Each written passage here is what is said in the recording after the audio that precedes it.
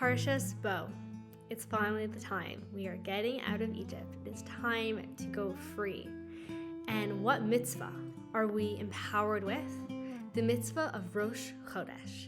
This is the very first mitzvah in the Torah. Remember, we're in the second book of the Torah here. The very first mitzvah in the Torah that's given to the Jewish people collectively. It's a big moment. It's a big deal.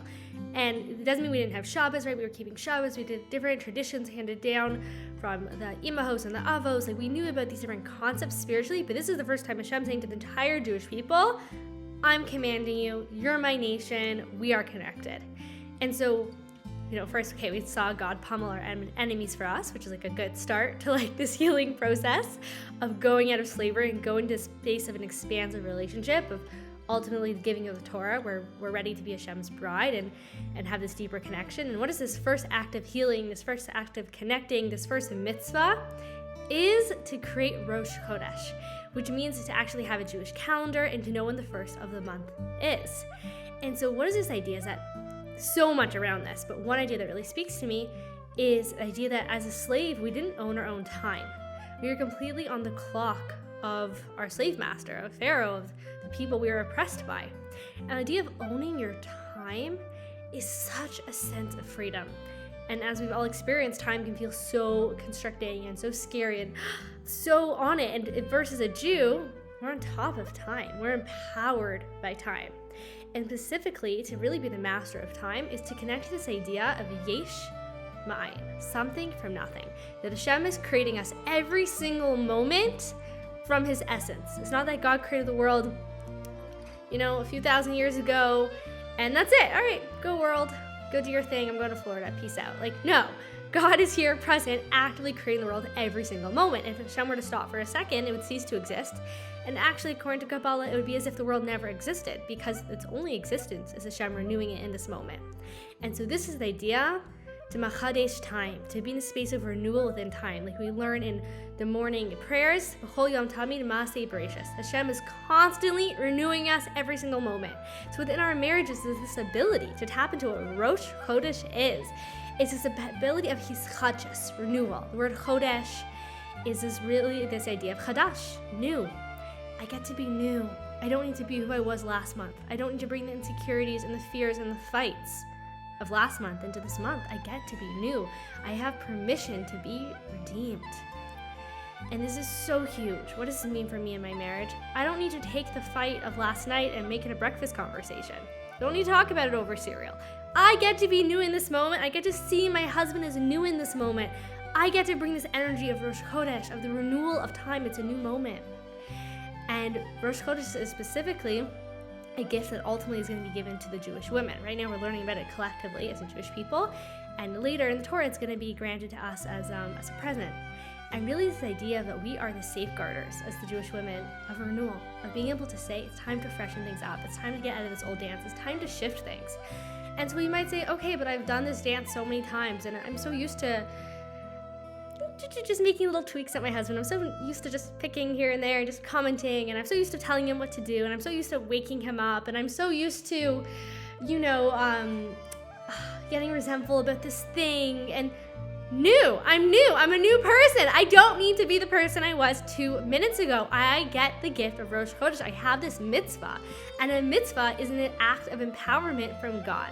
Right? We're actually empowered with this mitzvah. Hashem's giving us the ability to do this. And the Rebbe teaches us about this first mitzvah is actually given, so Hashem says it to Moshe and to Aaron, to the two brothers. And the idea that it really has these two aspects of above and below, because Moshe Rabbeinu is always connected to Torah, versus Aaron is connected to prayer. And there's idea of above to below and below to above. Rusa de la Ela, Rusa de la Sasta. Fun little hand movement there. Okay, so basically, Moshe's connected to the idea of giving of the Torah, because Torah tziva lanu Moshe marashas kelas Yaakov. The Torah is given through Moshe. And so that's the idea of Hashem giving to us, right? The idea of being involved in Torah study and having a divine revelation. Hashem is bringing the Rosh Chodesh. It's coming from Hashem. This is a gift. Hashem's giving this new moment.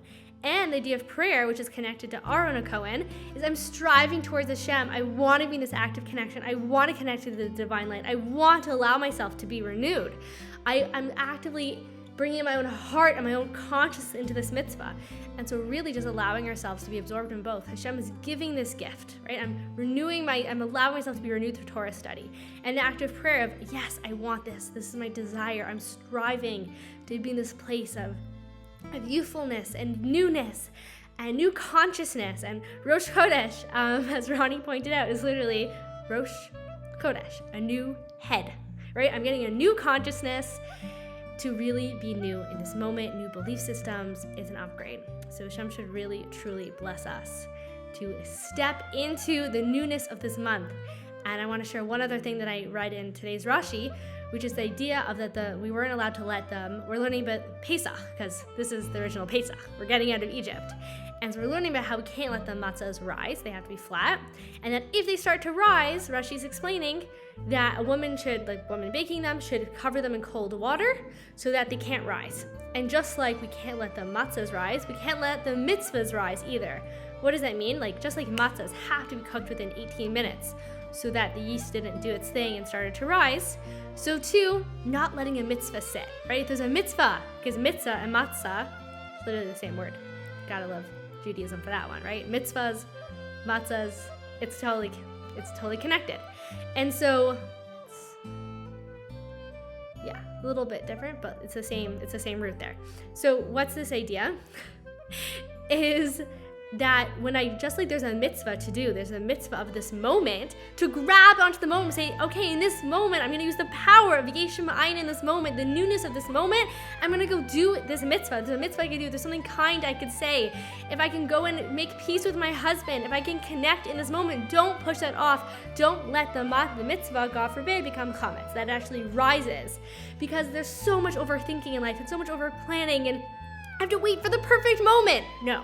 Torah is telling us, Rashi's empowering us, this idea of mitzvahs should be like matzahs, and we should just go and do them. And I want to share with you that we're launching this really exciting program, which is really the idea of bringing Shalom Bayis everywhere. So it's the Gula Wives Book Club. And if you want to be an ambassador of this and you want the opportunity to step into the leadership opportunity, what's so powerful is we're doing this now. We're doing this in honor of Yud Shvat. And it's so special to just be like, wait a second, there's a mitzvah and it's Shalom Bayis. And if we can empower Shalom Bayis in Jewish homes everywhere, what are we waiting for? Let's tap into this mitzvah. Let's step into the light of Shluchus and Shalom Bayis. And you can reach out to learn more about this exciting opportunity. And please God, we should be connected to the power of Yesh Ma'ayin, of something from nothing, of renewal, connected to our inner ability to renew, which actually comes from the essence of our soul, our Yechida. Because the essence of our soul speaks the language of renewal, because it actually is present to this reality of Hashem's renewing me in each moment. So even just knowing that there's this higher dimension of me that's always present to that, the Rebbe says actually awakens our ability to actually feel that, which is so huge. So we should bless to feel the newness of each moment and to create Shalom Bayis within our minds, our hearts, and our homes, and every Jewish home everywhere. Thank you.